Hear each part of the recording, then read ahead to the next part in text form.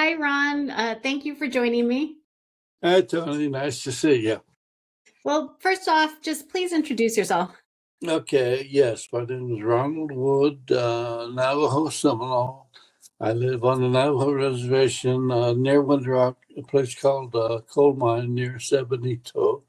I'm a Army veteran. I was in the Army in 1966, 67, 68, and I spent 18 of those months in Vietnam. And a few years ago, quite a few years ago, in I believe 2011, you wrote your memories in this book. Yes, wrote that book 2011 after about 50 years after the event. But I had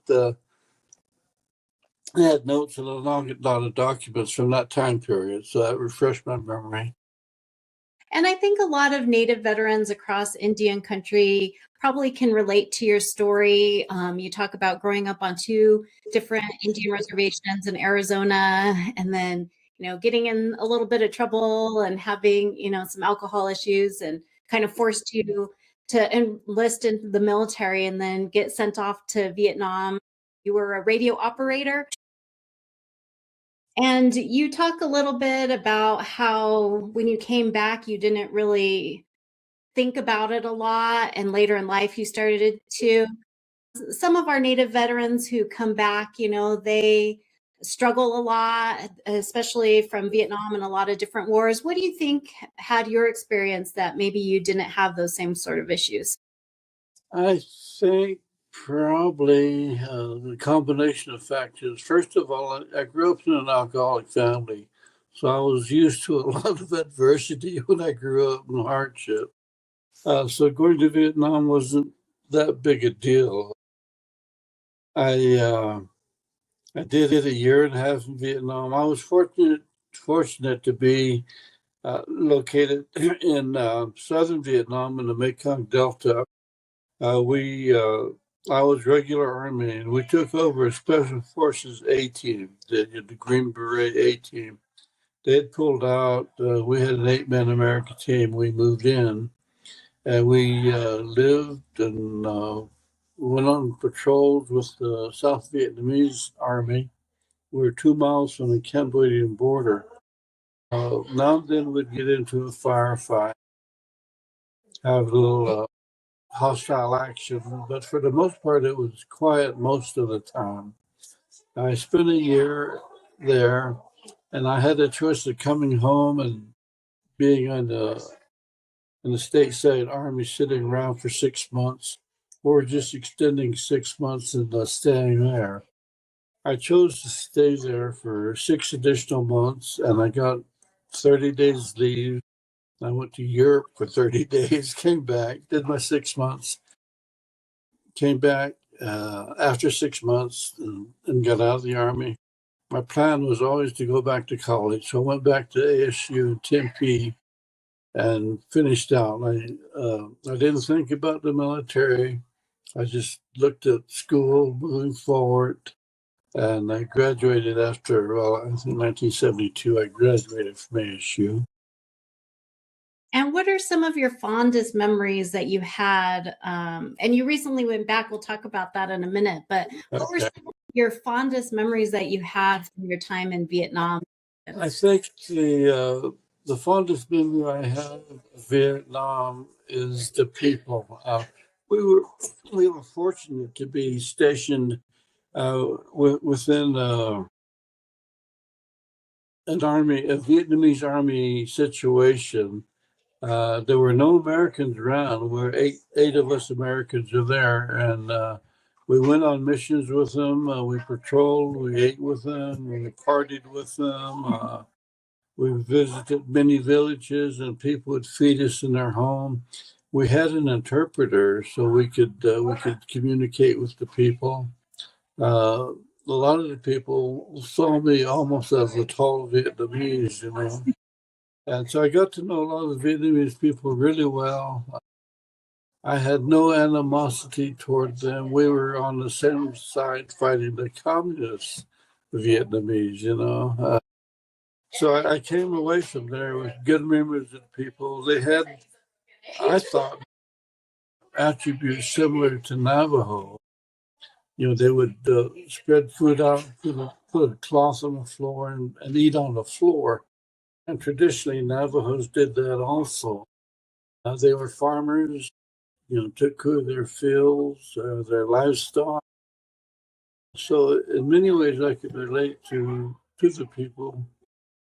They were very rural farm people. There was nothing urban out there.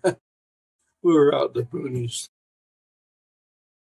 And had you always wanted to go back to Vietnam, and you went with one of your grandsons, is that right? Yeah, I didn't think about Vietnam for like 10 years or so.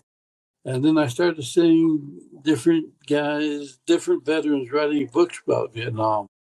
And I came to realize that every veteran had a different experience depending upon where he was stationed, what time frame he was there, and their perspective on it.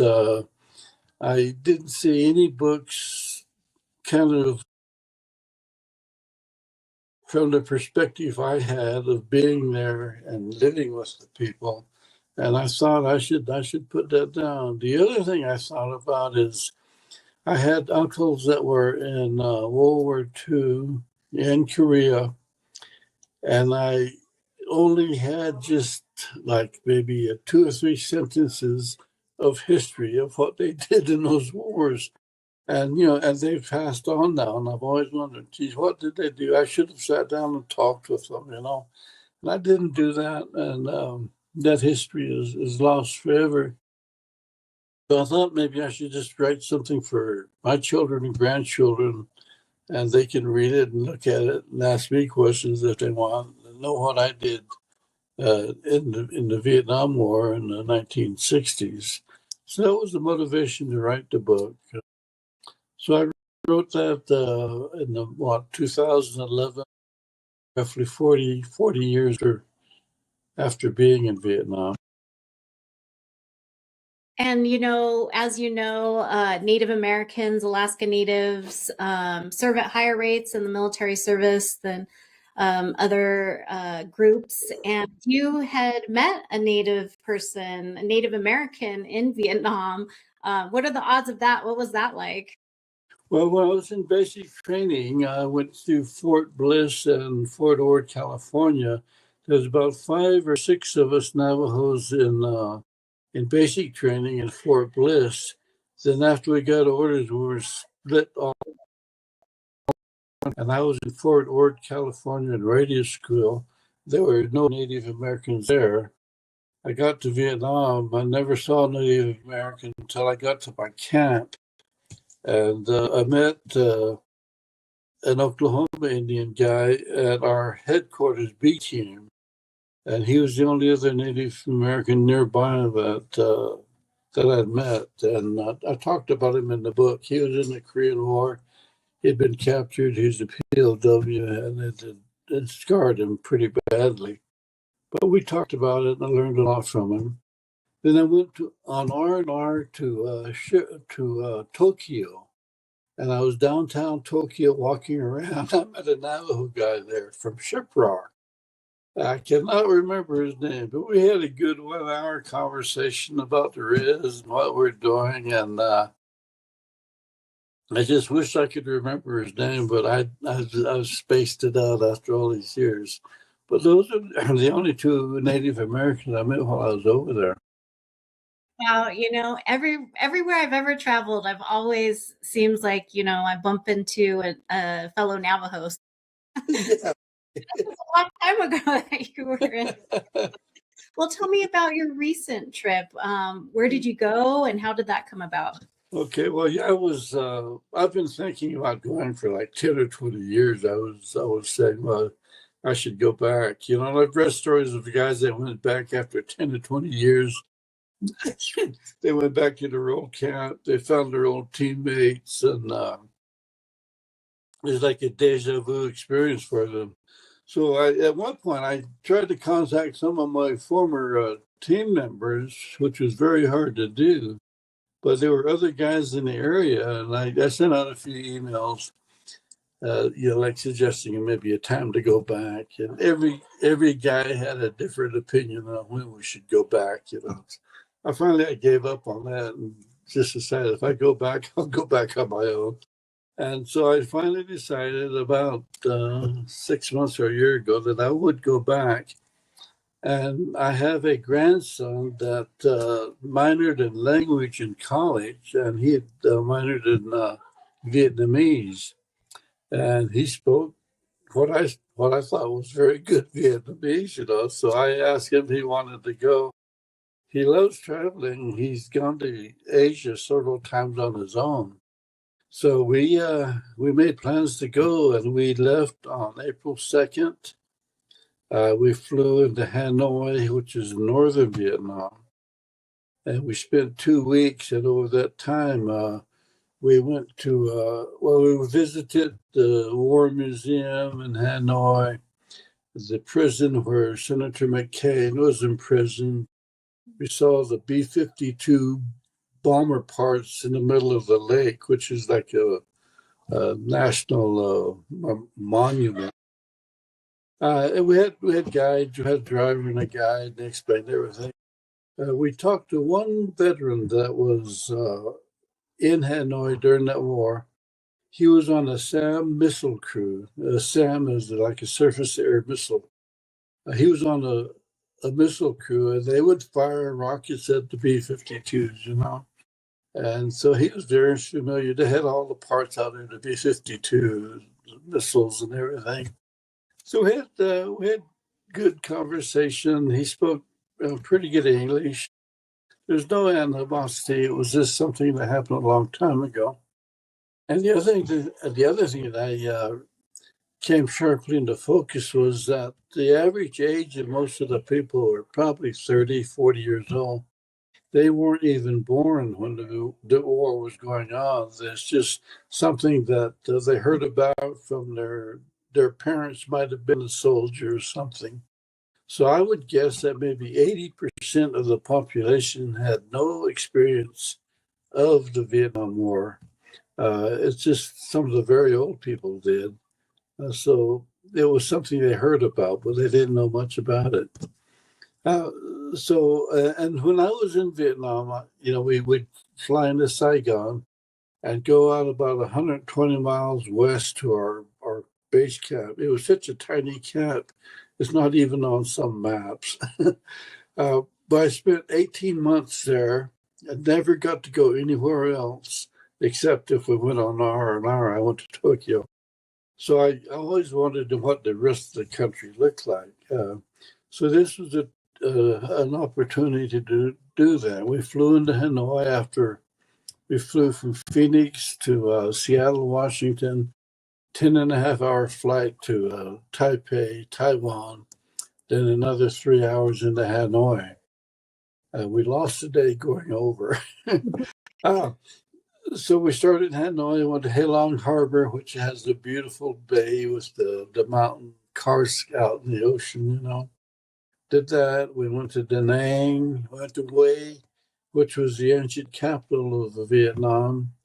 The Site Table was there. There was huge battles there with the Marines were involved in during the war. Then we went down to Da Nang, which is a major military base for the Army, Marines, Air Force. And we drove and we flew, and we finally flew into Saigon. And from Saigon, we met a new guide and driver. And what had happened about 10 years ago is that I met a man on the internet. He had read my book, and he contacted me on the internet, asked me if I was the guy that had been in An Phu. And I said, yes, I was. Turns out he was born in An Phu, and his parents lived in An Phu. And so we became internet friends over, 5-10 years. And so he speaks good English. He worked for the Bosch machine tool company in Saigon. So he arranged to get a day off. We got Saigon on a Saturday, and we left on a Sunday. Went to Chowdak and Phu, and he came along with us, and he brought his uncle along, who was a retired physician.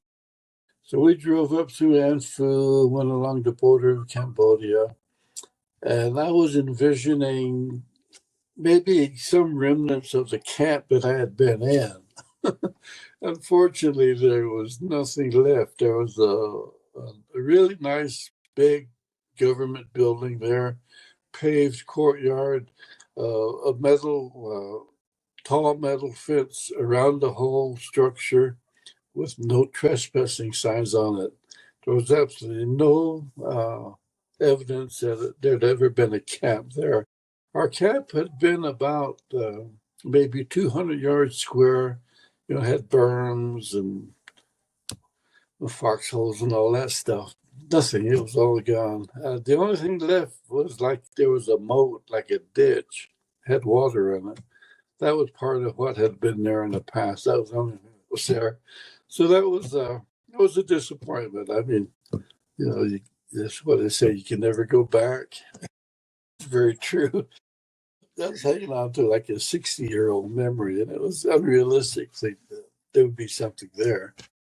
So that was a disappointment. And then from there, we went back to Chowdak. That was like a Special Forces B team. That was our support team in Chowdak, 6 miles away.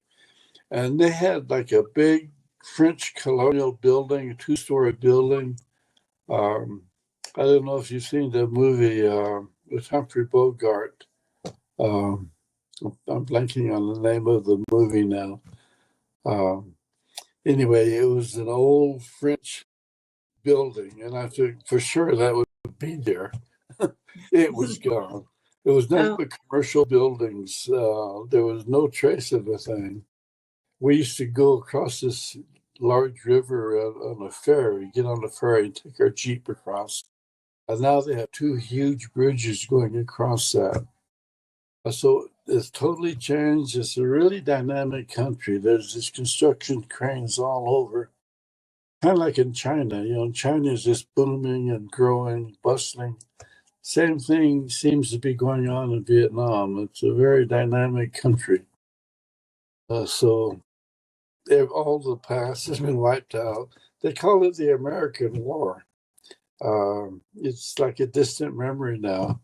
But Saigon has like about 15 million people now. Hanoi has about 8 million people. And it was a very interesting experience. I'm glad I did it. I just a little disappointed that there wasn't something there that I could say, yeah, this was this was there when I was there, But it was a good trip. We spent 2 weeks. Arrived there on April 2nd. We flew out on April 16th. So that was my trip. And were you overcome with any kind of emotion when you got to the place that, you served, and that was the camp, and you spent time in military service? Were you like overwhelmed with any kind of good or bad? Well, I didn't break down in tears or anything. I was a little disappointed, and I kept a journal each day. And after it was all over, I did write a few things. Let me just read the one paragraph here. Cherish your memories since they are a part of what we have become. Memories help shape us, but you can't live in the past. Put your memories to rest and focus on the here and now and the near future. Um, I cherish those memories. I put them in the past, looking at now and moving on. But it was a good trip. I'm glad I went. Answered a lot of questions in my mind. So yeah, it was a good experience. So are you going to write another book now and talk about, going back and everything that went on? I've been asked the question a few times. I'm not so sure that I had enough experiences to write another book. I was thinking about maybe updating the book I had with an epilogue or something, like lessons learned after 60 years or something. I'll probably do something like that. Yeah. Now you're enjoying your retirement and your family and your grandkids, and I think I hear some in the back. Yeah, I look at the memories. They're good memories. I don't have bad memories of it. And I'm enjoying life. Well, thank you so much for sharing your story. And where, if people are interested in finding your book, where did they go? You can find it on Amazon.com. Just look up Remembrances of a Native American Soldier, author Ronald C. Wood. And you can find it there, and it's available through that and some other avenues also. Well, thank you so much. I appreciate it. Okay, Tony, nice talking to you.